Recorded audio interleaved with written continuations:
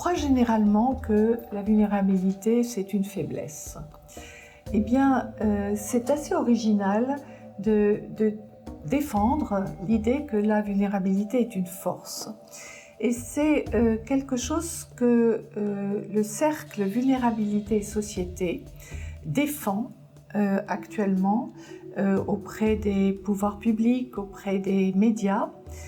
Cette idée que cette vulnérabilité, dont vous avez vu que dans une chronique précédente, j'insistais sur le fait qu'elle était propre à l'humain, que nous sommes tous vulnérables, eh bien cette vulnérabilité, elle génère deux choses très importantes. La première, c'est qu'elle génère la prise de conscience que nous avons en nous des ressources souvent insoupçonnées. C'est quand on devient vulnérable, quand on est blessé un jour, quand on vit un échec, que l'on traverse un moment difficile, que l'on découvre à cette occasion peut-être quelque chose qu'on n'aurait pas découvert sans cela, qui est que nous avons des ressources intérieures, des ressources internes, une force peut-être que nous ignorions. Donc on voit que la vulnérabilité est capable justement de générer la prise de conscience de cette force. Et c'est la philosophe Cynthia Fleury que j'ai entendu un jour défendre l'idée que de l'aspect capacitaire de la vulnérabilité.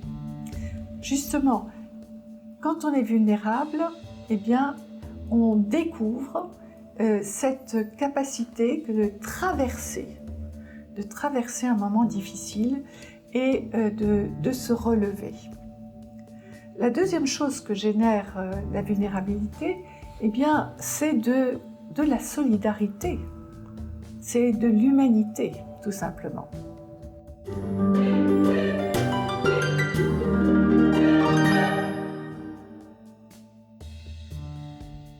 Imaginez un monde dans lequel personne ne serait vulnérable, où il n'y aurait pas de maladie, où il n'y aurait pas de handicap, où on ne vieillirait pas, où vous auriez que des personnes fortes, en pleine forme, eh bien, vous auriez un monde qui est barbare et inhumain. Et c'est là qu'on voit que le fait qu'il y ait de la vulnérabilité, ça engendre de l'humanité. Nous sommes dans un monde dans lequel nous avons besoin les uns des autres. Nous traversons des moments difficiles, nous sommes dans la peine, peut-être nous perdons notre autonomie, nous avons besoin des autres. Et nous avons tous besoin les uns des autres. Et donc, on voit bien là que cette vulnérabilité génère de la solidarité. Et nous sommes dans un monde où il y a des aidants et des aidés, où il y a des personnes qui accompagnent et d'autres qui sont accompagnées. Nous sommes dans un monde du don et contre-don. Parce que ce qui est intéressant de voir, c'est que justement, souvent il y a cette expression, on ne sait pas qui accompagne qui. Eh bien, parce qu'une personne qui est aidée et accompagnée, en fait, subtilement, elle peut aussi aider et accompagner celui qui l'aide. Donc nous sommes là vraiment au cœur de l'humanité.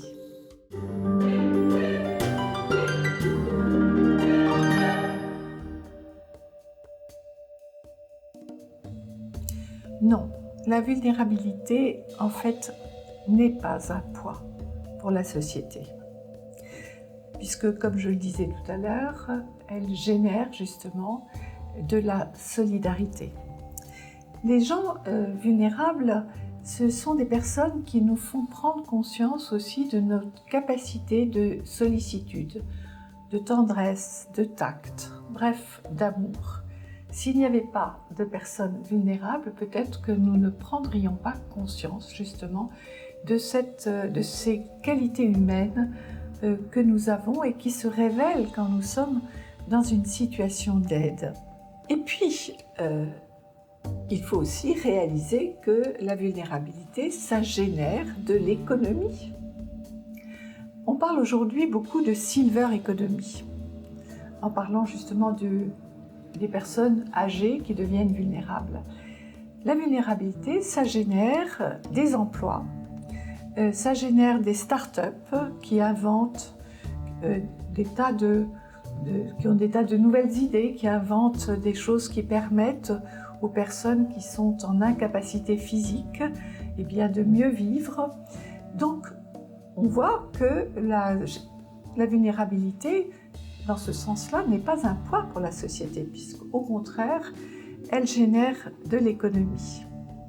Tout à l'heure, j'évoquais les travaux du cercle Vulnérabilité et Société.